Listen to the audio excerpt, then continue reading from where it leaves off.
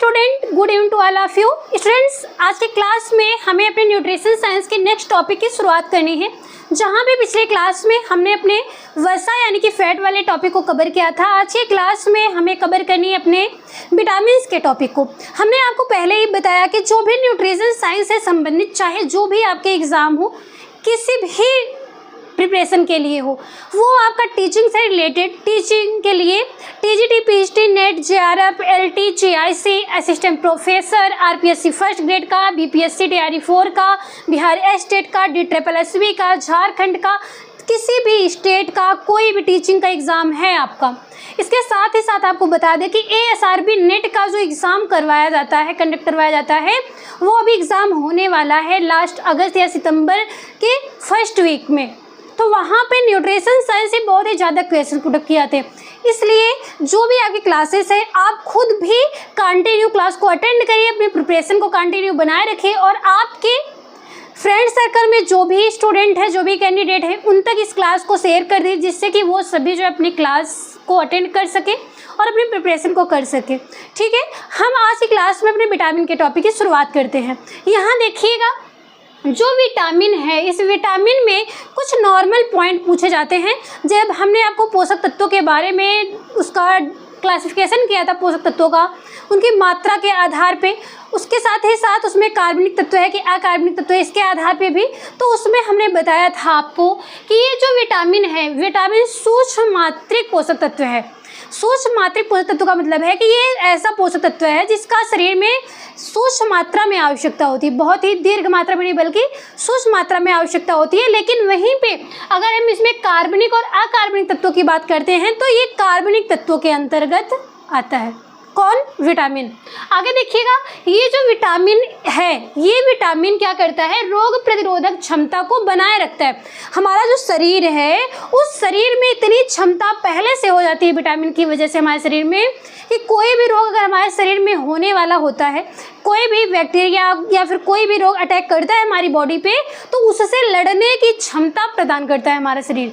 इसलिए इसे रोग प्रतिरोधक क्षमता के लिए विटामिन को माना गया है। आई बात समझ में? रोग प्रतिरोधक क्षमता, रोधक क्षमता का मतलब ये होता है कि जो भी बातें कही जा रही हैं उससे लड़ने की क्षमता। तो यहाँ पे रोग की बात की गई है, तो रोगों से लड़ने की क्षमता हमारे शरीर में कौन प्रदान करता है? विटामिन प्रदान करता है। एग्जाम किसी भी तरह से एग्जामिनर क्वेश्चंस घुमा फिरा के आपसे पूछेगा, लेकिन अगर आप पॉइंट टू पॉइंट ध्यान से समझे तो किसी पॉइंट में कहीं मिस्टेक आप नहीं कर सकते हैं। आई बात समझ में? आगे देखिएगा, ये जो विटामिन है, ये विटामिन एक सहायक आहारी कारक है। ये जो भी आपके आहार हैं उसके पाचनशीलता में वो जो आहार है ये कार्य करता है, सहायता प्रदान करता है। कौन? विटामिन। आगे देखिएगा, ये जो विटामिन है इसकी खोज भी तो किसी ने किया होगा। इसका खोज जो है फंग नामक जो वैज्ञानिक है उनके द्वारा किया गया सन 1911 में। एग्जाम में आपसे पूछा जाता है, आपसे एग्जाम पूछा गया अगर कि विटामिन की खोज किसने की, तो आप बताएंगे फंग के द्वारा सन 1911 में किया गया। टाइमिंग पूछे तो टाइमिंग लिखना है, नाम पूछे तो नाम लिखना है। आगे पूछता है कि विटामिन जो है किस शब्द से लिया गया है, तो ये ग्रीक भाषा के शब्द से लिया गया है। ग्रीक शब्द से लिया गया है। जो ग्रीक शब्द है वो ग्रीक शब्द कौन सा है? Beta plus amine. Beta plus amine जो है ये ग्रीक भाषा का शब्द है, लेकिन जब इसे जो है नाम में ले आया गया, जरूरी नहीं कि एमीन में ई सम्मिलित हो, ऐसा जरूरी नहीं माना गया, इसलिए इसमें से ई को हटा करके लास्ट में इसमें विटामिन नाम दिया गया। सॉरी, यहाँ पे हमने ई लिख दिया है, यहाँ ई नहीं होगा। ठीक है, शुरुआत में जब ये ग्रीक भाषा का शब्द था तो एमीन में लास्ट में ई भी था, लेकिन उसके बाद इसमें जब वो ग्रीक भाषा से इस इंग्लिश शब्द यानी कि जो विटामिन शब्द को लिया गया उसमें से ई को हटा करके विटामिन किया गया है। आई बात समझ में? आगे देखिएगा कि जो विटामिन है इसका नामकरण किस वैज्ञानिक के द्वारा किया गया, वो है कैसमीर फंक। कैसमीर फंक जो है इन्होंने इसका खोज भी किया था और क्या किया था? नामकरण भी किया था। आई बात समझ में?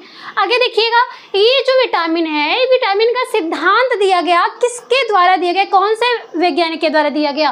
तो ये हॉपकिंस व फंक, ये दोनों वैज्ञानिकों ने मिलकर के, फंक जिन्होंने विटामिन की खोज की, इनका नामकरण किया, और इनके साथ ही साथ फंक के साथ ही साथ हॉपकिंस जो वैज्ञानिक है, इन दोनों ने मिलकर के विटामिन के सिद्धांत को प्रस्तुत किया।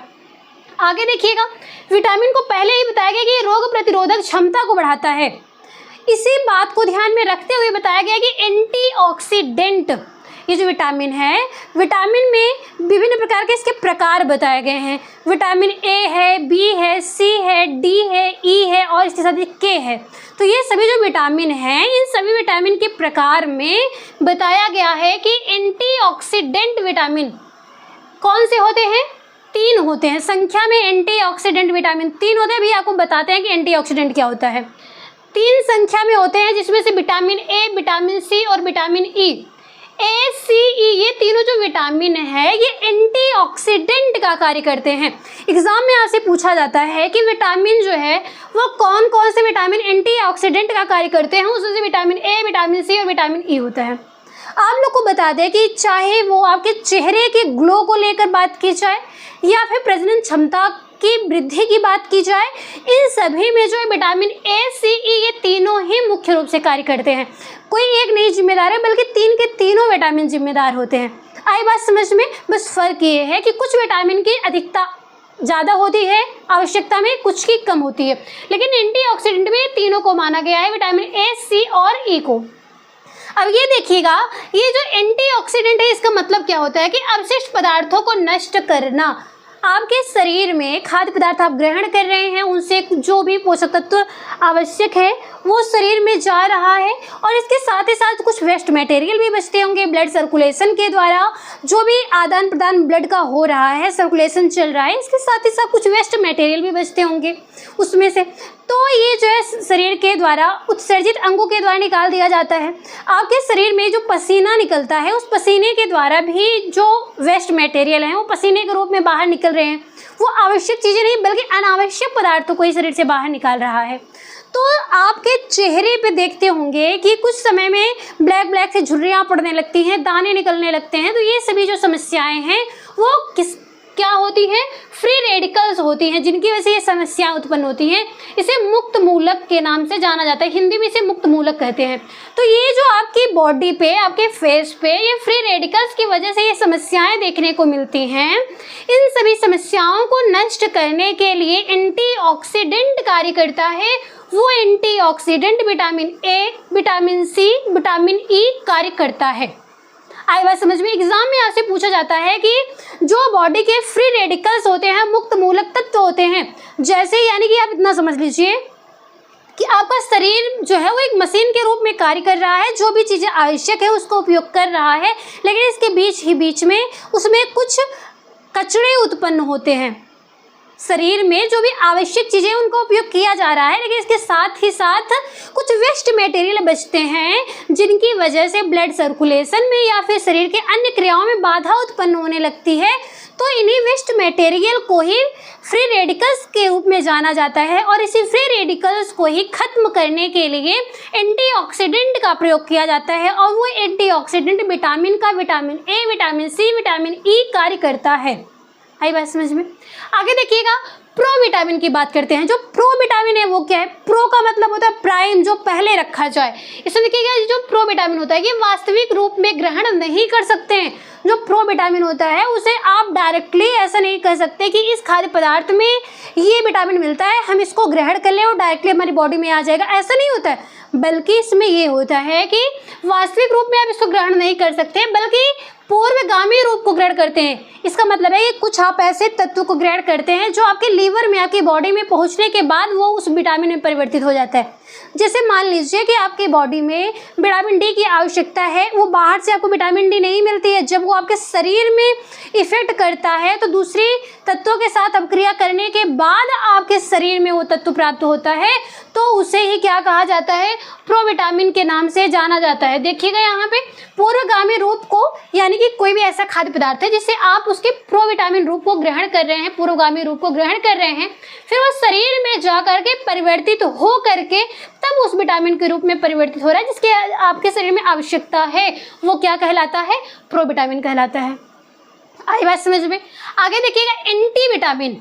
ये एंटीऑक्सीडेंट है और ये एंटी विटामिन है। एंटी विटामिन का क्या मतलब है कि विटामिन के अवशोषण में बाधा उत्पन्न करते हैं। एंटीऑक्सीडेंट जो आपने पढ़ा वो आपके शरीर के फ्री रेडिकल्स को नष्ट कर रहा था, लेकिन यहाँ पे जो एंटी विटामिन है ये विटामिन के अवशोषण में बाधा उत्पन्न करती है। ठीक है, आगे देखिएगा, जो ये विटामिन है इसका वर्गीकरण किया गया है इसके घुलनशीलता के आधार पे कि ये बॉडी में जाएगा तो किस प्रकार से घुलेगा और घुल करके अपनी जो आवश्यकताएं हैं उनकी पूर्ति शरीर के भिन्न भिन्न अंगों तक पहुंच करके करेगा। तो ये किस चीज़ों में घुल रहा है, देखिएगा वर्गीकरण इसका किया गया विटामिन का घुलनशीलता के आधार पर दो चीज़ें बताएगी, जल में घुलनशील विटामिन और फिर वसा में घुलनशील विटामिन। जल में घुलनशील का मतलब है कि ऐसे विटामिन हैं जो जल में पूरी तरह से घुल जाते हैं, वो जल में घुलनशील विटामिन कहलाते हैं, और जो जल में नहीं घुल करके वो वसा में अगर घुल रहे हैं तो उन्हें वसा में घुलनशील विटामिन के नाम से जाना जाता है।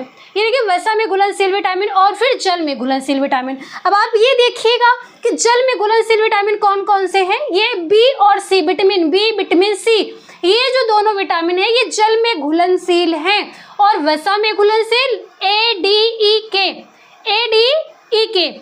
अगर आप आराम से याद करना चाहते हैं तो ये देखिएगा, जल का क्या मतलब है डब्लू, बी और सी, डब्लू बी सी का नाम सुने ही होंगे आप लोग, ये डब्लू बी सी हो गया। और इसके बाद ये जो है ए डी ई के, इसे उल्टा आप याद कर लीजिए तो कीड़ा पढ़ लीजिए इसको आप लोग, देखिए के ई डी ए, ठीक है।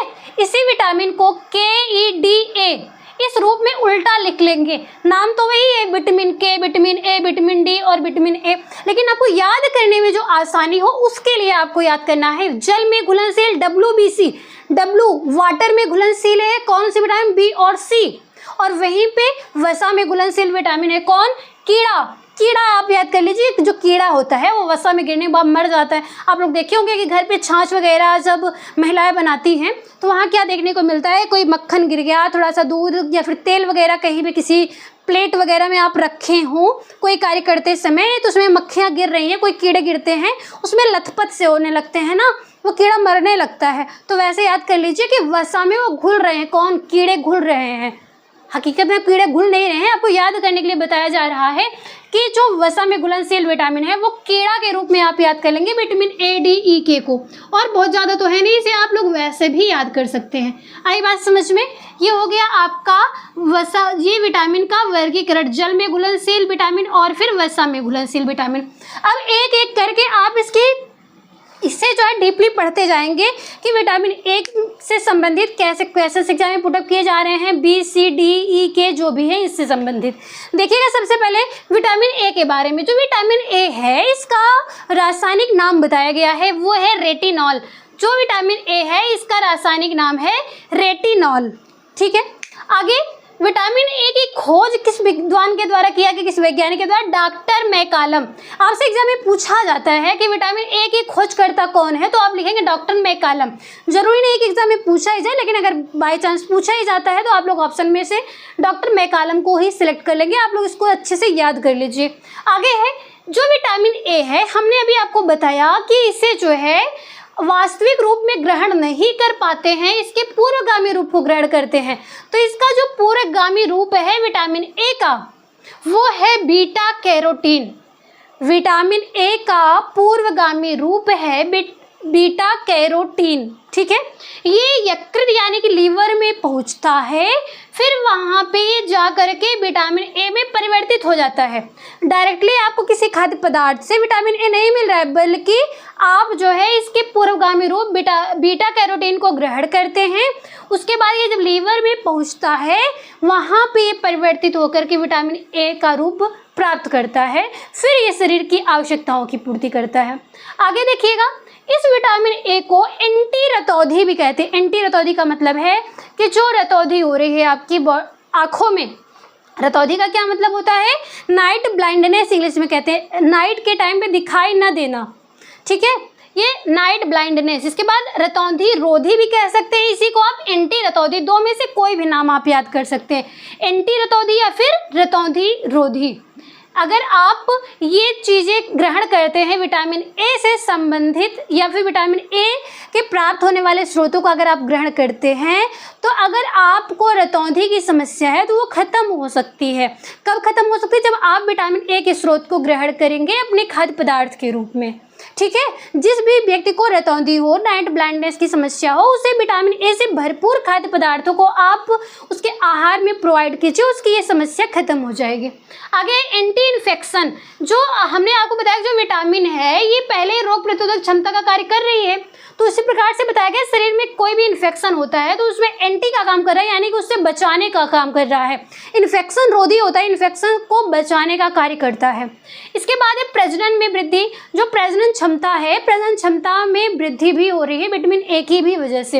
आगे वसा में घुलनशील, ये जो विटामिन ए है पहले हमने बता दिया कि वसा में घुलनशील विटामिन ए, डी, ई, के होता है, तो विटामिन ए यहाँ पे बताया गया, तो वसा में घुलनशील विटामिन होता है। और क्या होता है, ये पित्त रस द्वारा अवशोषित किया जाता है। जो लीवर है, लीवर में बाइल जूस पाया जाता है, पित्त रस पाया जाता है, जिसके कारण ये जो है अवशोषित जहाँ पे ये हो जाती है। इसके बाद सूर्य की किरणों द्वारा ये नष्ट हो जाते हैं। अगर विटामिन ए जो है सूर्य के किरणों के संपर्क में आता है तो ये नष्ट हो जाता है। आगे आपको ये भी बताया जाएगा कि विटामिन बी और सी ये सभी किस प्रकार से नष्ट हो सकते हैं, कितना संभाल करके खाद्य पदार्थों को रखना पड़ता है, तब जा करके हमारे शरीर में इन सभी तत्वों की प्राप्ति हो पाती है। आगे देखिएगा, ये जो विटामिन ए है इसकी प्राप्ति के स्रोत बताए गए हैं। विटामिन ए की प्राप्ति के स्रोत वानस्पतिक स्रोत में है, कैरोटीनॉइड्स के रूप में पाया जाता है। वनस्पतियों में विटामिन ए कैरोटीनॉइड्स के रूप में पाया जाता है। वहीं पे प्राणी जो स्रोत है, प्राणियों से प्राप्त होने वाले जो विटामिन ए हैं वो रेटिनॉल के रूप में पाए जाते हैं। ठीक है, आपसे एग्जाम में पूछा जाता है कि वानस्पतिक रूप में विटामिन ए किस रूप में पाया जाता है वानस्पतिक स्रोतों में, तो आप ऑप्शन में देखते हैं तो कैरोटीनॉइड्स होता है। वहीं में प्राणी स्रोत से प्राप्त होने वाले विटामिन ए रेटिनॉल के रूप में प्राप्त होते हैं। आई बात समझ में? तो वनस्पति स्रोत में पीला फल जो भी है उनसे प्राप्त होता है, गाजर में, कद्दू में, इन सभी में विटामिन ए की मात्रा भरपूर मात्रा में पाई जाती है। वहीं पे प्राणी स्रोतों में जो है अंडा, दूध, मांस, मछली, इनके साथ ही साथ जो समुद्री मछली होती है उनमें बहुत ही ज़्यादा मात्रा में पाई जाती है। ये हो गया कि विटामिन ए के प्राप्ति के स्रोत, और इसकी कमी से रतौंधी रोग हो रहा है और इनकी जो भी समस्याएं हैं, जो भी इंपॉर्टेंट पॉइंट है वो बात बताया गया है यहाँ पे। अगला स्टेप आपसे एग्जाम में पूछा जाता है कि विटामिन ए की कमी का क्रम क्या है। जो विटामिन ए की समस्याएं उत्पन्न हो रही हैं कमी से, उसका एक सीक्वेंस क्या है, यानी कि कम से लेके अधिकता तक, छोटी समस्या से बड़ी समस्या तक किस प्रकार से वो बढ़ रहा है, उसे एग्जाम में अरेंज करने के लिए पूछा जाता है, खास करके आपके नेट जेआरएफ के एग्जाम में। इसमें देखिएगा दिया है कि जो विटामिन ए की कमी का क्रम है उसमें कुछ स्टेप दिए गए हैं। ये आपको मैच द फॉलोइंग में भी पूछा जा सकता है, या फिर ऑप्शनल में विटामिन ए की कमी से कौन सी समस्या उत्पन्न होती है, ये क्वेश्चन दे करके ऑप्शन में जरूरी नहीं है कि सिर्फ रतौंधी दे, इसके अलावा इसमें से कोई भी दे सकता है। ये जो इसका स्टेप है इसमें से कोई भी एक दे करके पूछ सकता है। तो ये अगर सारे वर्ड आपको याद है, इसका एक्सप्लेनेशन याद है, तो आप आराम से क्वेश्चन को सॉल्व कर सकते हैं। ठीक है, इसमें देखिएगा सबसे पहले समस्या होती है रतौंधी, इसके बाद xerophthalmia, Bitot spot, photophobia, xerosis conjunctiva, cornea xerosis, keratomalacia, glaucoma, corneal scar, ये समस्याएं हैं जो सीक्वेंस से उत्पन्न होती हैं। अब आपके लिए समझना ये इंपॉर्टेंट है कि ये जो वर्ड दिया गया है इसका एक्सप्लेनेशन क्या है, यानी कि इसका मतलब क्या है। रतौंधी का मतलब है कि ये इसे इंग्लिश में नाइट ब्लाइंडनेस भी कहते हैं। इसमें दो चीज़ें होती हैं आपकी आंखों में, एक रॉड्स होता है और कॉन्स होता है। ये दो चीज़ें आंखों में होती हैं, जिसमें से जो रॉड्स होता है ये आपको जब आप अंधेरे में कोई चीज़ देखते हैं तब आपको देखने का कार्य करता है, वो क्षमता देता है। और वहीं जो कॉन्स होता है वो दिन में कोई चीज़ देखने के लिए अच्छा होता है, उसकी वजह से आप देख पाते हैं। तो ये जो होता है रॉड्स और कॉन्स, ये एक अंधेरा और दिन दोनों में देखने के लिए काम आते हैं। तो इसमें समस्या उत्पन्न हो जाती है नाइट ब्लाइंडनेस, जिसमें आपको रात में दिखाई नहीं देता है। आई बात समझ में? आगे है इसके बाद जो दूसरा स्टेप है ये जीरोप्थेल्मिया। इसका मतलब है कि श्लेष्मिक सूखना, आपकी आंखों जो श्लेष्मिक झिल्ली है वो धीरे धीरे सूखने लगती है, इस समस्या को जीरोप्थेल्मिया कहते हैं। इसके बाद अगला है बायटॉट स्पॉट। स्पॉट मतलब धब्बा, आंखों में जो है छोटे छोटे धब्बे दिखाई देते हैं और वो धब्बे तिकोने होते हैं। एग्जाम में आपसे ये भी पूछा जाता है कि आंखों में विटामिन ए कमी जो रतौंधी हो रही है उसका स्टेप है बायटॉट स्पॉट, इसमें किस प्रकार के धब्बे आंखों में दिखाई देते हैं, उसमें ऑप्शन में तिकोना लिखा होगा, त्रिकोण लिखा होगा, तो ऐसे दिखाई देते हैं ये धब्बे। अगला स्टेप होता है फोटोफोबिया। जो फोटोफोबिया, इसमें आपकी आंखों पे जो प्रकाश पड़ता है वो असहनशील होता है, यानी कि सहनीय नहीं होता है। फोटोफोबिया मतलब जैसे आप लोग प्रकाश संश्लेषण सुने होंगे, उसी प्रकार से इसमें फोटोफोबिया में क्या होता है कि प्रकाश असहनशील होता है। फोटो से प्रकाश को ऐड करके आप इसको समझ सकते हैं। अगला है जीरोसिस कंजक्टाइवा। इसमें क्या होता है, जो आंखों की कंजक्टाइवा है वो सूखने लगती है। पहले सिलेस्मिक सूखा, फिर आंखों में धब्बे पड़े तिकोने, फिर प्रकाश अगर आंखों पड़ा वो असहनशीलता होती है उससे, इसके बाद कंजक्टाइवा भी सूखने लगती है। अगला कार्निया जीरोसिस। जो कार्निया है उसका जीरोसिस यानी कि अश्रु ग्रंथियां जो है आंखों की वो सूखने लगती हैं। इसके बाद है कैटोमेलेसिया। कैटोमेलेसियम क्या है कि जो श्लेष्मिक झिल्ली ये थी जो सूख रही थी, वो इस कैटोमेलेसिया के ऑप्शन में श्लेष्मिक टूटने लगती है, टूट करके आंखों में गिरती है और वो आंखों में चुभने लगती है और इस प्रकार से दर्द उत्पन्न होता है, तो इसे कैटोमेलेसिया कहते हैं। अगला है ग्लूकोमा। ग्लूकोमा का मतलब है कि जो कैटोमेलेसिया इसका भयानक रूप, ये जो श्लेष्मिक टूट के आंखों में गिर रहे थे, चुभ रहे थे, इसका भयानक रूप यानी कि बहुत ज़्यादा असहनीय जो है चुभन हो रही आंखों में उस श्लेष्मिक टुकड़े की वजह से। इसके बाद लास्ट स्टेप है कार्नियल स्कोर। ये कार्नियल स्कोर जो होता है ये लास्ट स्टेप होता है नाइट ब्लाइंडनेस का। इसमें आंखों की अस्थि व उपास्थियां जो है इनका विनाश होने लगता है। तो ये हुआ आपका विटामिन ए की कमी से उत्पन्न होने वाली जो समस्याएं हैं और उसका क्रम जो आपसे क्वेश्चन में एग्जाम में अरेंज करने के लिए पूछा जाता है। विटामिन बी है अगला। विटामिन बी को विटामिन बी कॉम्प्लेक्स कहा जाता है क्योंकि जो विटामिन बी है इसके कई भाग बताए गए हैं, यानी कि बी के कई सदस्य, जैसे एक परिवार हो, परिवार के कई सारे सदस्य हो और उनकी संख्या बड़ी हो, उसी प्रकार से विटामिन बी जो है इसकी भी परिवारों की संख्या, जो परिवार है परिवार सदस्यों की संख्या ढेर सारी है। उसमें अगर आप बहुत ज़्यादा लेंदी पढ़ेंगे तो बहुत ही ज़्यादा होगा। अगर उसमें से मेन पॉइंट को आप पढ़ेंगे जितने आपके एग्जाम में पूछे जाते हैं तो एक नॉर्मल वे में आप उसको समझ पाएंगे। देखिएगा इसको विटामिन बी कॉम्प्लेक्स क्यों कहा जा रहा है, क्योंकि इसमें जो विटामिन बी के प्रकार हैं वो कई सारे, इसलिए बताया जा रहा है। विटामिन बी वन सबसे पहले है, इसका नाम है थायमिन। आपसे पूछा जाता है विटामिन बी वन जो है किस नाम से जाना जाता है इसे, तो विटामिन बी वन को थायमिन नाम से जाना जाता है। और इसकी कमी से विटामिन जो विभिन्न प्रकार के हैं इनकी कमी से क्या समस्याएं उत्पन्न हो रही हैं वो देखते जाइएगा और नोट करते जाइएगा। विटामिन बी वन को थायमिन कहा जा रहा है, इसकी कमी से बेरी नामक रोग होता है। विटामिन बी टू है, इसे राइबोफ्लेविन कहा जाता है। राइबोफ्लेविन की कमी से क्या हो रहा है, चिलोसिस होता है। चिलोसिस यानी कि जो आपके होंठ हैं, माउथ है, माउथ पे कॉर्नर पे जो है कटे से हो जाते हैं, तो उसे चिलोसिस कहा जा रहा है। विटामिन बी थ्री है, इसे नियासिन कहा जा रहा है। नियासिन को ही क्या, नियासिन की कमी से पेलाग्रा नामक रोग होता है। ये जो विटामिन बी के नाम दिए गए हैं विभिन्न प्रकार के, वो उनकी कमी से क्या समस्या उत्पन्न हो रही है, ये सभी आपके एग्जाम में पूछे जाते हैं। पेलाग्रा रोग को ही 4D सिंड्रोम के नाम से भी जाना जाता है। आगे देखिएगा विटामिन B5 है, जिसे पेंटोथेनिक एसिड कहा जाता है। इसकी कमी से त्वचा का फटना व बाल का पकना ये समस्या उत्पन्न होती है। अगला है विटामिन B6 है। विटामिन B6 को पायरोडॉक्सिन कहा जाता है। इसका जो रासायनिक नाम है विटामिन B6 का वह है पायरोडॉक्सिन। इसे की कमी से एनीमिया नामक रोग होता है। ठीक है, आगे देखिएगा विटामिन B7 है। विटामिन B7 को बायोटीन नाम से जाना जाता है और इसकी कमी से पांडु रोग होता है। अगला है विटामिन B9। विटामिन B9 को फोलिक एसिड के नाम से जाना जाता है। इसकी कमी से मैग्नोब्लास्टिक एनीमिया, जो एनीमिया है वो भी विभिन्न प्रकार के होते हैं, तो इसमें विटामिन B9 को फोलिक एसिड के नाम से जाना जाता है और इसकी कमी से मैग्नोब्लास्टिक एनीमिया नामक समस्या उत्पन्न होती है। अगला है विटामिन B12। विटामिन B12 जो है इसे साइनोकोबालामिन नाम से जाना जाता है। क्या नाम है विटामिन B12 का? साइनोकोबालामिन। इसकी कमी से पर्नीशियस एनीमिया नामक रोग होता है। तो ये हो गया आपका विटामिन बी, जो विभिन्न प्रकार इसके बताए गए विटामिन B1, B2, B3 और vitamin B5, B6, B7, B9 और फिर विटामिन B12 और उसकी कमी से क्या समस्या उत्पन्न हो रही है और उसका रासायनिक नाम भी यहाँ पे आपको दे करके बताया गया है। ये टॉपिक कंप्लीट हुआ। अगला देखिएगा विटामिन बी के बाद है विटामिन सी। जो विटामिन सी है इसकी खोज होलकट नामक वैज्ञानिक ने किया था। अब आप इसको जान दीजिए। विटामिन बी सी जो है विटामिन सी। विटामिन सी की जो खोज की गई है वो होलकट नामक वैज्ञानिक के द्वारा की गई है। इसका जो नाम है, रासायनिक नाम, वो होता है एस्कॉर्बिक एसिड। विटामिन सी का रासायनिक नाम एस्कॉर्बिक एसिड होता है। अगर इसकी हम विशेषता की बात करें कि विटामिन सी की क्या विशेषताएं बताई जा रही हैं जो एग्जाम में पूछी गई हैं आपके, वो है जो विटामिन सी है, किसी भी खाद्य पदार्थ में विटामिन सी अगर पाया जा रहा है, उस खाद्य पदार्थ को जो हम गर्म करते हैं तो गर्म करने में विटामिन सी जो है वो नष्ट हो जाती है।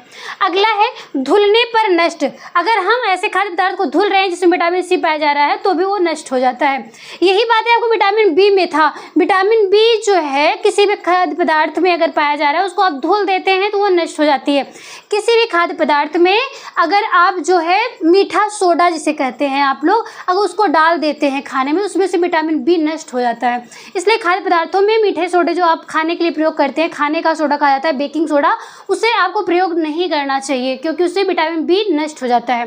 उसी प्रकार से विटामिन सी जो है ये गर्म करने पर भी नष्ट हो जाता है और धुलने पर भी नष्ट हो जाता है। लेकिन वहीं पे आपके शरीर में कहीं घाव लग रहा है तो घाव को भरने में विटामिन सी जो है ये सहायक होता है, इसलिए विटामिन सी को घाव भरने वाला विटामिन कहा जाता है। रक्त का थक्का बनने की बात यहाँ नहीं हो रही है, वो रक्त की थक्का बनने वाला विटामिन अलग है, भी आगे आपको बताया जाएगा। यहाँ विटामिन सी है जो घाव भरने वाले विटामिन के नाम से जाना जाता है।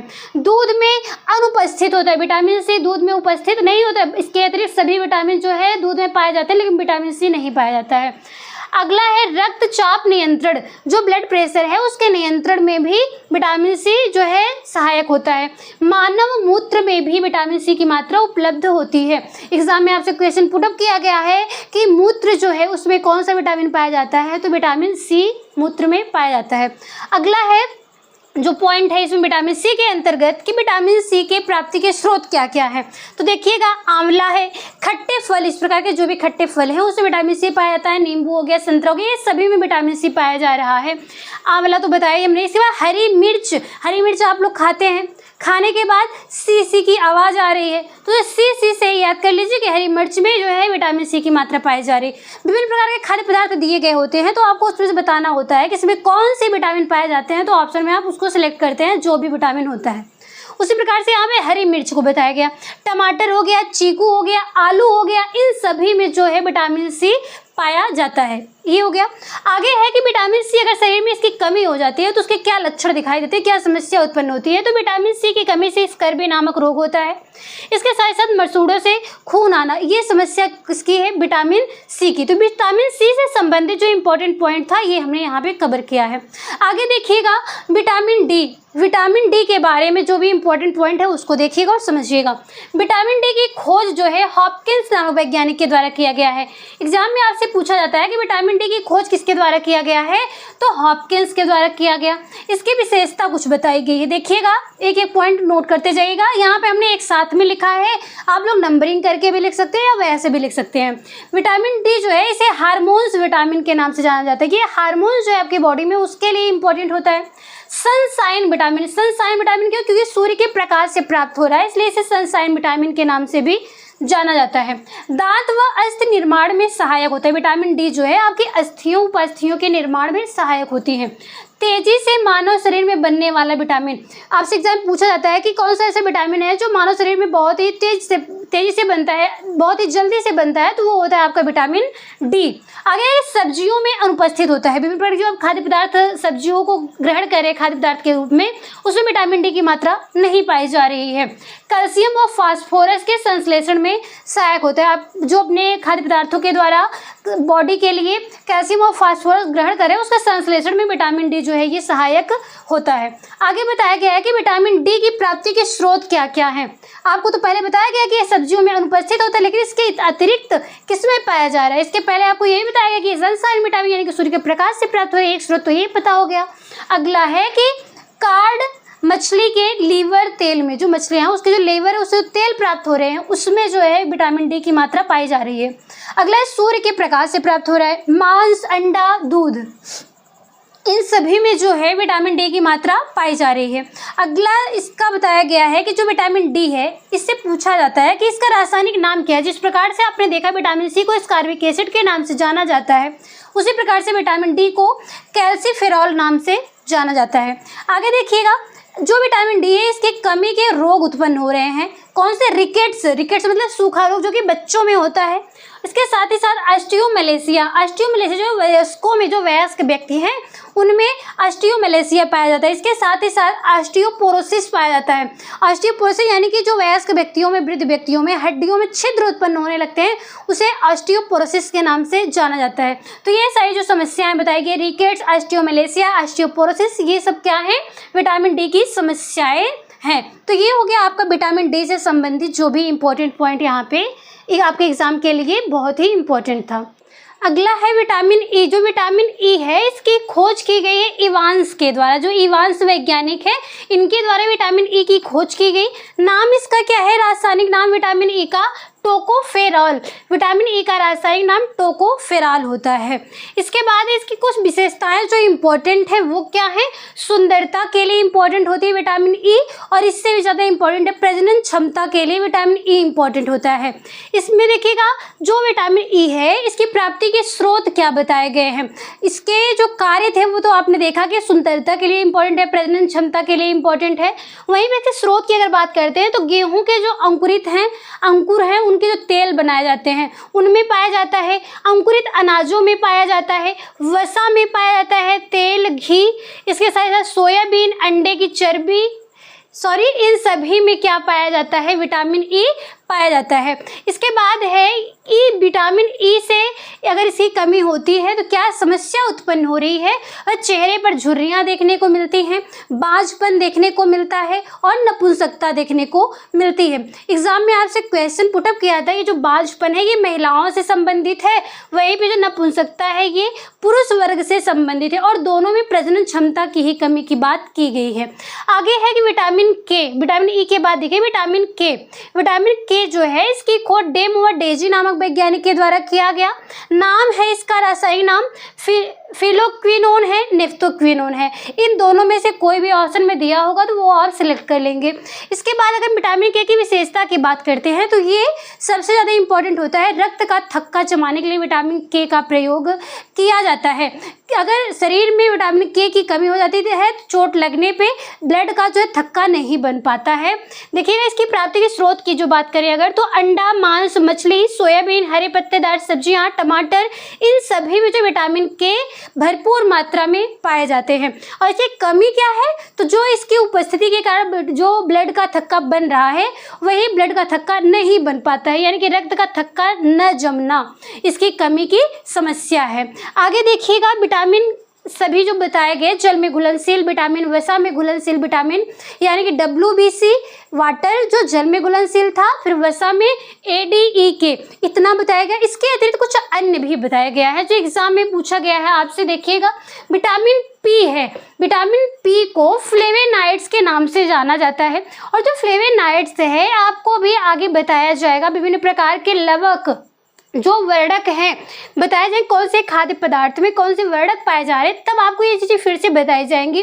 लेकिन विटामिन पी बताया गया है आपको, ये फ्लेवेनाइड्स होता है। लहसुन, प्याज इत्यादि में ये फ्लेवर देने का कार्य कर रहा है। जो उसके विशेष प्रकार की गंध है, सुगंध है, वो फ्लेवर जो हो रहा है, जो प्राप्त हो रहा है, वो फ्लेवेनाइड्स की वजह से होता है। ये जो विटामिन पी है ये जल में घुलनशील होता है। ठीक है, जल में घुलनशील विटामिन कौन कौन से? बी और सी। WBC आपने याद किया था, बी और सी जल में घुलनशील है, और ये विटामिन पी जो बताया फ्लेवेनाइड्स ये भी जल में घुलनशील ही होता है। आगे विटामिन B17 बताया गया है, इसे एमिग्डनिन कहते हैं। इसकी ये क्या होता है, ये किसके लिए इंपॉर्टेंट है? कैंसर रोधी विटामिन होता है। किसी व्यक्ति को कैंसर है तो उसके जो रोधन का कार्य कर रहा है, उसको रोकने का कार्य कर रहा है, विटामिन B17 होता है। और ये प्राप्त कहाँ से होता है? खट्टे फलों में विटामिन 17 की मात्रा पाई जाती है। तो यहाँ पे आपको जो भी बताया गया है विटामिन के विभिन्न प्रकार, जल में घुलनशील, वसा में घुलनशील, और इसके साथ ही साथ जो अन्य भी बताए गए हैं। आज की क्लास आई होप आप अच्छे से समझ पाए होंगे। आज की क्लास को हम यहीं पे कंप्लीट करते हैं। जो भी स्टूडेंट नए हैं वो जैसा भी उनका रिस्पॉन्स हो आप कमेंट बॉक्स में दीजिएगा अपना फीडबैक। अपने फ्रेंड सर्कल में भी क्लास को शेयर करिएगा जिससे कि सभी की तैयारी अच्छे से चल सके। ठीक है, आज की क्लास को कंप्लीट करते हैं। मिलते हैं आप लोग से नेक्स्ट टॉपिक के साथ नेक्स्ट क्लास में। तब तक के लिए धन्यवाद।